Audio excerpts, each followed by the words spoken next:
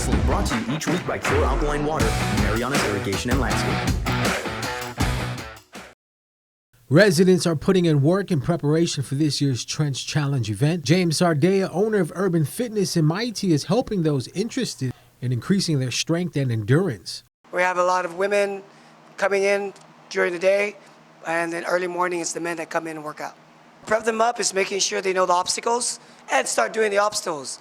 Like we have the Atlas, sandbags, we also have the monkey bars up here, we also have the skull crusher, where you start to have to do a lot of upper body strength. Bucket carries, tire flips, we'll be doing that pretty soon.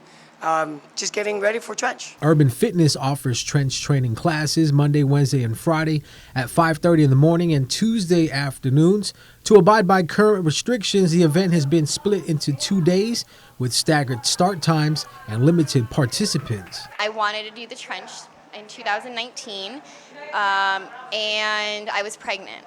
So over COVID, over the last, last year and a half with all of that, I started training for Trench in particular, using that as my motivation to get back at it. And every day I feel like I'm getting stronger, and I want to, I feel like I want to spread that with others, because just bettering yourself and doing it, it's a huge feeling. It's a huge rush. It's an inside and an outside transformation for me. So that's why this event is really important to me. Trench Challenge, Guam's obstacle course race, is presented by the stations of KUAM, Michelob Ultra, and brought to you by U.S. Air Force Special Warfare, Rocky Mountain Precast, AutoWorks, and Upshift ENT. For one is getting stronger. So we've been doing a lot of strength training classes, cardio classes, getting them ready for that. At the same time, starting to know the obstacles by carrying the heavy ones and just getting them prepared to physically and mentally get through the obstacles. We're here to have fun. So the group I'm training right is more of the team, where there are a group of women getting together and wanting to finish the obstacles.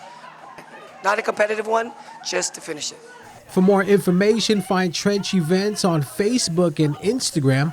Visit trenchevents.com or email info@trenchevents.com. They were pushing me in ways that made it so I wanted to come work out, made it so that I wanted to be here. They gave me that accountability and that confidence. And I never thought I could even do a pull-up, and they have helped me to become able to do a pull-up, that's so life-changing.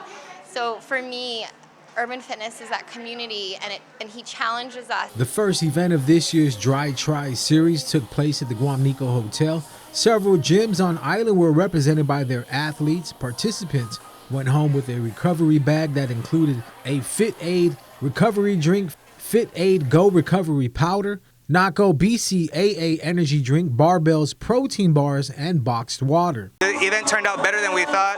We had a few dropouts due to a military exercise, so we were kind of nervous on the participation, but it turns out there was more people that wanted to do it than we thought.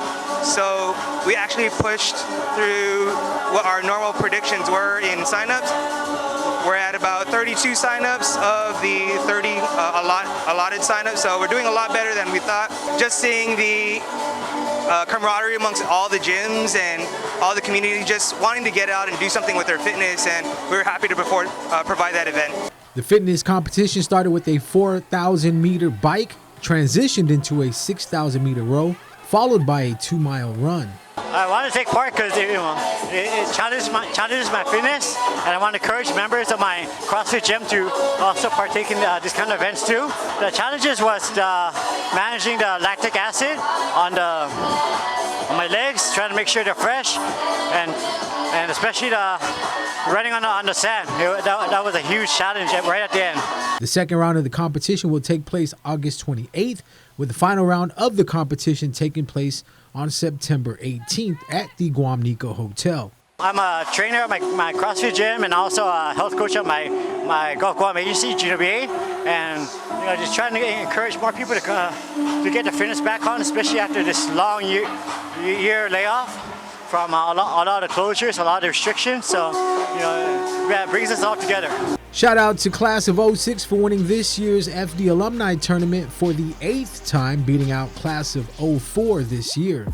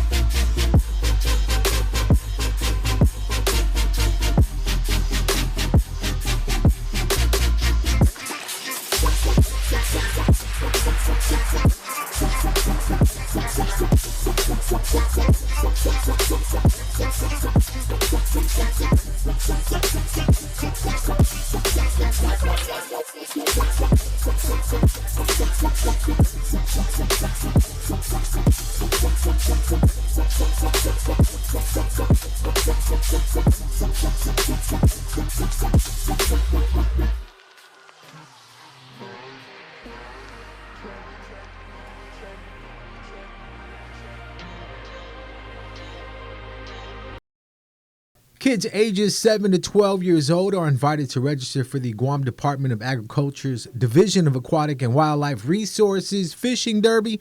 The event is scheduled for August 28th at the Assen Beach Park. The derby is limited to the first 75 registered participants. To sign up, head on down to the Division of Aquatic and Wildlife Resources Administrative Office Monday through Friday from 8 to 5 p.m. Participants will also have to attend a mandatory 20-minute clinic on August 14th at the Manilao Baseball Field. Deadline to register for the Derby is August 25th. Participants will also need to provide original birth certificates, passport, or a Guam or military ID. Copies won't be accepted. Congrats to Craft Guam for winning the first annual Custom Fitness Coed Kickball tournament. The team was made up of men's national soccer team players. Craft Guam defeated Moses in extra innings for the title. Over $2,000 in cash and prizes were awarded. Big thanks going out to FD for usage of the field. Shout out to Kill Pacific, Craft Guam, ERC Hardware, Michael J. Gatewood, The Bottle Shack, and KUAM for supporting the event. The event was held to support the Guam women's national rugby team.